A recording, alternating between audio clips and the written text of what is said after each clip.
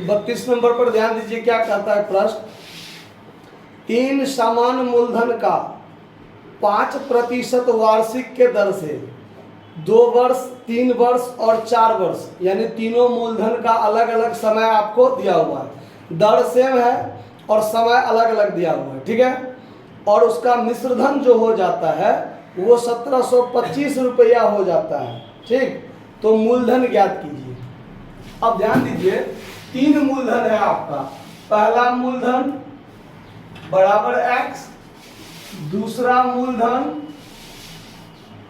ये पहला कर लीजिए, दूसरा मूलधन कितना x, और फिर यहां तीसरा कर लीजिए, तीसरा मूलधन कितना है आपका x, यानी 3 समान मूलधन हो गया x x x। क्लियर। दर, इसका भी दर आपको दिया हुआ है 5%, इसका भी दर है 5% और इसका भी दर है कितना 5%, ठीक है। समय जो दिया हुआ है आपको, इसके लिए 2 वर्ष, इसके लिए समय कितना दिया हुआ है 3 वर्ष और इसके लिए समय दिया हुआ है 4 वर्ष, ठीक है। अब सवाल में कहता है कि इस तीनों का मिश्रधन जो बन जाता है वो 1725 बन जाता है। तो मिश्रधन कैसे निकलता है, पहले कंडीशन का ब्याज निकालिए और उस ब्याज को इस मूलधन में जोड़ लीजिए तो इसका मिश्रधन निकलेगा।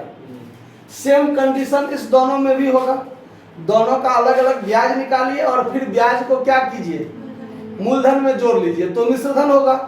तो चलिए इतना काम पहले कर लेते हैं। इसका ब्याज क्या होगा तो x गुने 5 गुने 2/100, मूलधन गुने दर गुने समय बट्टा 100। सूत्र लिख लीजिएगा आप लोग, कैलकुलेशन कर लीजिए तो 10x/100। अभी हम काटे नहीं हैं, ठीक है। अगर हम नहीं काटते हैं तो थोड़ा आसान में सवाल बनेगा, क्यों तो सबके नीचे में 100 रहेगा तो एलसीएम लेकर के बाद में हमको आसानी होगा, 100 का एलसीएम 100 हो जाए, इसीलिए इसको हम काटे नहीं है। आपको इच्छा हो काट के बनाने के लिए तो काट कर बना लीजिए, आपकी इच्छा पर डिपेंड करता है। अब यहाँ पर भी ब्याज निकालिएगा आप तो फिर मूलधन गुने दर गुने समय बट्टा क्या 100, तो 15x/100। और यहाँ पर भी आप ब्याज निकालिए, मूलधन गुने दर गुने समय बट्टा 100, तो 20x/100 हो गया। अब इसका ब्याज ये हुआ, दूसरे का ब्याज, तीसरे का ब्याज। अब इसका मिश्रधन निकालिए, इसका मिश्रधन निकालिएगा तो मूलधन प्लस ब्याज होता है कि नहीं होता है। तो इसका मूलधन कितना है x और इसका ब्याज कितना है 10x/100। इसका काम कीजिएगा तो 100 और 10, 110x/100, ये इसका मिश्रधन निकला। दूसरे का जब आप मिश्रधन निकालिएगा तो वैसे ही मूलधन कितना x और ब्याज 15x/100, यानी 100x और 15x मिला के 115x/100, ये दूसरे का मिश्रधन हो गया। तीसरे का मिश्रधन निकालिए तो मूलधन प्लस 20x/100, तो 100x और प्लस 20, 120x/100 हो गया ना। अब तीनों का अपना अपना मिश्रधन हो गया।